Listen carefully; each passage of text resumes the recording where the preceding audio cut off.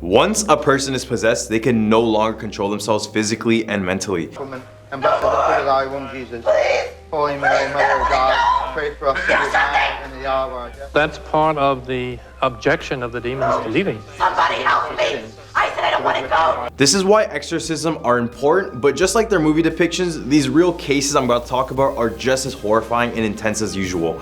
I'm your host Andrew, and here are your top 10 real exorcism stories. At our number 10 spot, we have the Exorcist true story. So the true story of the Exorcist is based on the Exorcist of Roland Doe in 1949. Roland Doe was actually an alias, but you'll find out who he is at the end of this point. So how Roland first got a taste of the occult was from his beloved Aunt Harriet, who is a spiritualist who even taught Roland how to use a Ouija board. Roland was only 16 when the aunt passed away, and this is the time when he and his family reported hearing scratching sounds on the walls and footsteps around the house when no one else was home. At first, they expected it to be the aunt, so they used the Ouija board to reach out to her, but this only made things worse. Eventually, scratches on the walls would become scratches on his body, with words being carved out literally in his skin. Soon after, the boy started to manifest some dark stuff and evil intentions, so the mom called out for a Catholic priest to perform an exorcism. Eventually, the boy would get rid of the demon and live out the rest of his life. And guess what his real identity was? Ronald Edwin Hunkler, and he was a NASA engineer who patented a special technology to make panels resistant to extreme heats. So maybe the devil must have left his powers in him still. At our number 9 spot, we have the Exorcism of Emily Rose, the true story. The story is based on a German girl named Annelise Michel who was born in 1952.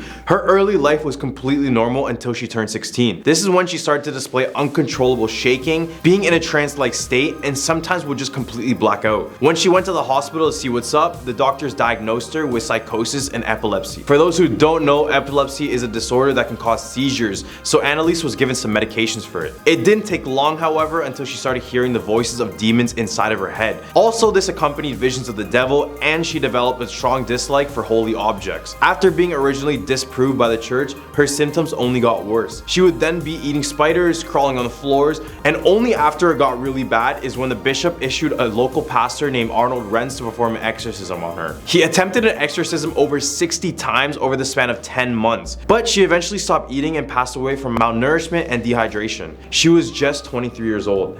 After her passing, this got worldwide attention. However, the 2 priests involved in the exorcism got charged with negligent homicide and sentenced to 6 months in jail. And not so fun fact, there's a clip of the exorcism audio recording on YouTube in pretty great detail, so go check it out if you dare. At number 8 spot, we have switching languages. This one comes from Reddit user Sorkajan. So this user's dad was a preacher and evangelist at a very young age, but it wasn't until the dad was 52 when they took a mission trip to Russia and his whole perspective of the devil changed. To give specifics, this event took place in 1993 in Ulanovsk, Russia. In a huge auditorium which had around 10,000 people, a lady claimed to have been possessed.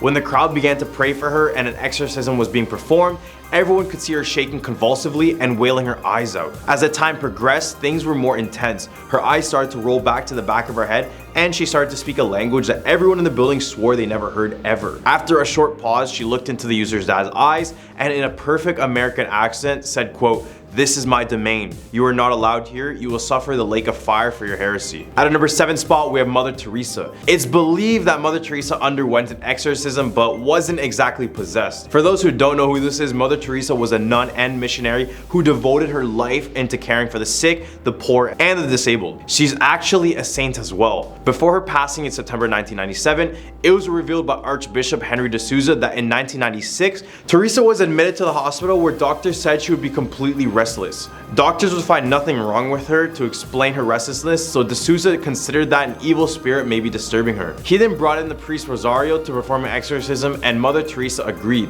During the exorcism, she described the nun, quote, "a little dazed and behaved strangely, but a protection prayer. Regardless, the devil is somewhere in those shadows working behind the scenes." At a number 6 spot, we have George Lukins. In 1778, former tailor George Lukins showcased pretty strange behavior. He would be speaking in strange manipulated voices and singing hymns backwards, with many reporting what they heard as sounds humans cannot make. A member of the parish church named Sarah Barber first came across George, and she also knew him prior, describing him as a good church-going man with no previous issues whatsoever. When taken to the doctors, no one knew what was up with him. George would later claim that he's being possessed by 7 demons and that 7 clergymen will be needed to drive them out. So in a ceremony held in Bristol Temple Church, 7 priests commanded the demons who had apparently taken over his soul to leave once and for all.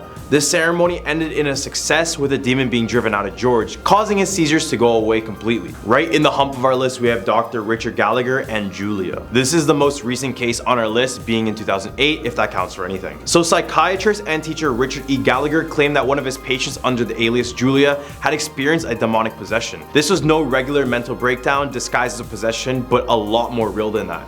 She would speak in unknown languages, levitate objects around the room, and in one phone call, she would speak to the doctor with demonic growls and in a demonic tone.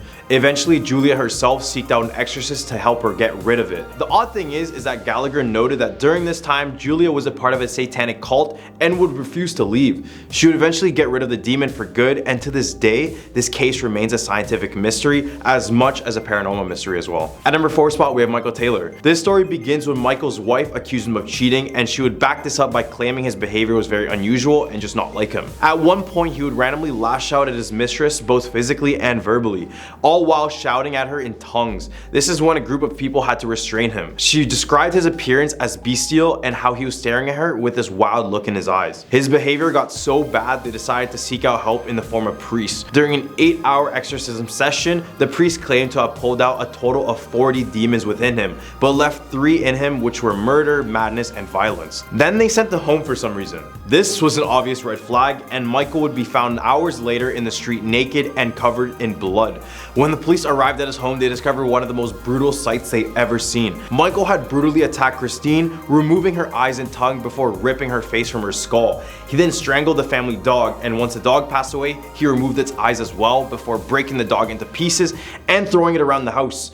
The house was covered in blood from ceiling to floor. At a number 3 spot, we have Clara Germana Cele. In 1906, a 16-year-old named Clara was heard making a pact with Satan himself, meaning no good implications follow the story. Then shortly after, nuns at the orphanage school she was staying at claimed that Cele was growling, hissing, ripping her clothes off, and demanding to speak with the priests. At this time, the nuns and priests reported that she had the strength of an adult and spoke different foreign languages, in which she had never had exposure to before.